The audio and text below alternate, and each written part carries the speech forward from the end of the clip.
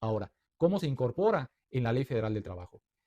El artículo 20 de la Ley Federal del Trabajo señala que el contrato de trabajo es aquel por virtud del cual una persona se obliga a prestar a otra un trabajo personal subordinado mediante el pago de un salario, con independencia de su forma o denominación. ¿Qué significa esto? Que puede dársele la denominación que gusten, pero si en su contenido se está regulando un trabajo personal subordinado a cambio de una remuneración, definitivamente es un contrato de trabajo. Lo pueden llamar contrato de honorarios, contrato de prestación de servicios profesionales o de alguna otra forma, incluso con las concepciones que veíamos hace un momento. Si de su contenido se advierten estos elementos, con esto es suficiente para considerarlo un contrato de trabajo. En cuanto a su forma, puede ser verbal o escrita. En ambos casos, de actualizarse estos elementos, de configurarse estos elementos, tendrá que necesariamente ser considerado como un contrato de trabajo. Ahora, en cuanto al contrato de trabajo, pues ¿quiénes intervienen? Intervienen el patrón y el trabajador. Y lo hacen a través de un acuerdo de voluntades. ¿Con qué finalidad? Con la finalidad de formar una relación de trabajo. En este contrato tendrán que necesariamente incluir cuáles serán los términos y condiciones de la relación laboral. Este es un aspecto fundamental. ¿Por qué? Porque a partir de su contenido es como se podrá justificar el tipo de relación, las prestaciones, todo lo concerniente a la forma en la cómo se deberá prestar el servicio personal subordinado. ¿Ok? Ahora, de acuerdo con el artículo 24 de la Ley Federal del Trabajo, el contrato debe contener las condiciones generales de trabajo. Por eso es importante que en su contenido se incluyan estos aspectos que acabo de mencionar, que más adelante serán materia de análisis. Ahora, ¿qué sucede si no hay contrato? Esto no significa que la falta de contrato prive al trabajador de sus derechos, definitivamente que no. Puede ser que no exista un contrato. Sin embargo, si se dan los elementos de la relación de trabajo, se presume la existencia del contrato y de la relación de trabajo.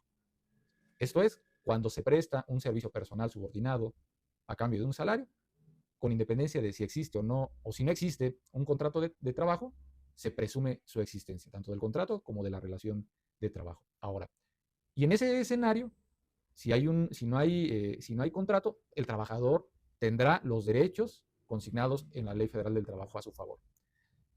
¿Qué sucede si hay contrato pero no se establecen todas las prestaciones legales a que tiene derecho el trabajador? Esto no impacta en su esfera jurídica porque de cualquier forma tiene derecho a las prestaciones que están previstas en la Ley Federal del Trabajo.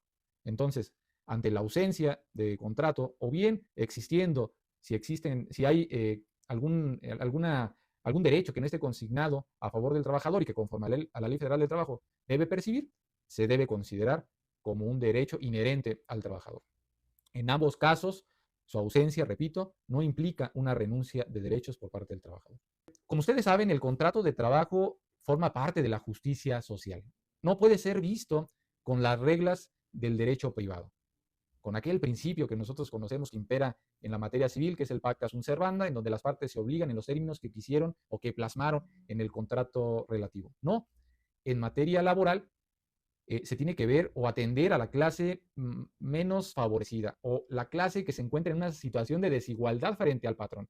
Me refiero a la persona trabajadora. Se deben proteger los derechos de la clase trabajadora. ¿Por qué? Porque se encuentra en una situación de desventaja frente a la patronal. Por esa razón, en caso de que exista o de que el contrato no considere algún derecho que tiene conforme a la Ley Federal de Trabajo la persona trabajadora, eso no implica para que se le desconozca. No hay manera de que no se incorpore o que no se le dé al trabajador. Es nula toda renuncia de derechos. Por eso es importante mencionar esto. Aun cuando no esté consignado en el contrato un derecho, se debe tener presente que la Ley Federal del Trabajo se los asigna, siempre y cuando sean prestaciones que estén previstas expresamente en la legislación laboral. Ahora, ¿cuáles son las características del contrato de trabajo?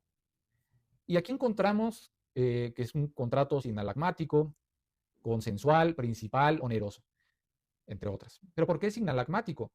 Porque es bilateral, es entre patrón y trabajador. Vincula a ambas partes en las obligaciones que se hayan impuesto.